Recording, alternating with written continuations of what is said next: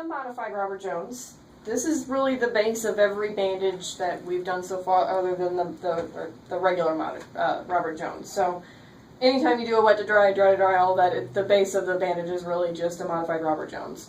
So this would be the most important bandage you learn. Normally, its main use is after like knee surgery to provide a little bit of support to a limb. Sometimes you'll use it for other things, but this is really the #1 bandage you'll ever do. So we're going to pretend Tin has an owie.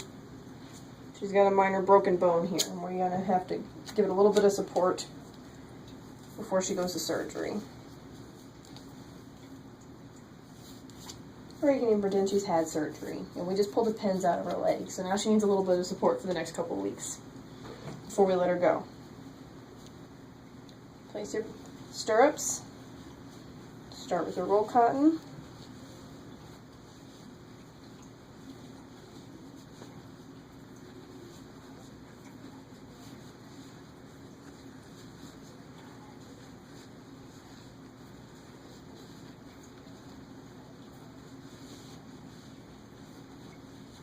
Overlapping halfway with each pass.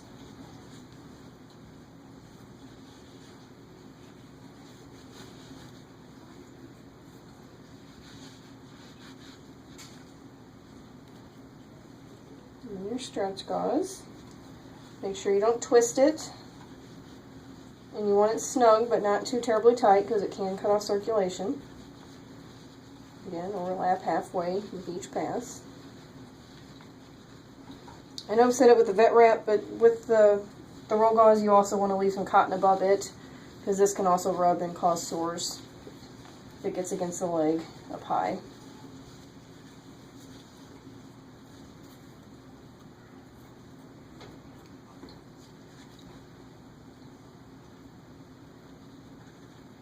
And then the vet wrap.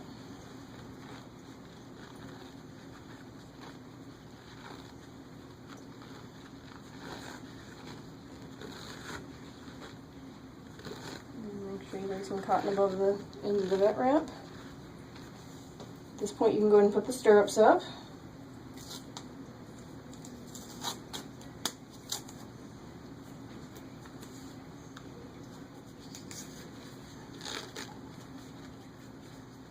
And you can see toenails, but the toes are still wrapped.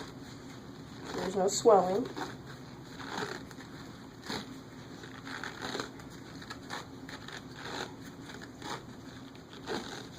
With these bandages, the vet wrap does offer a lot of support, so I tend to make sure I just put a whole roll on, even on these little legs, or 2 on the real big dogs.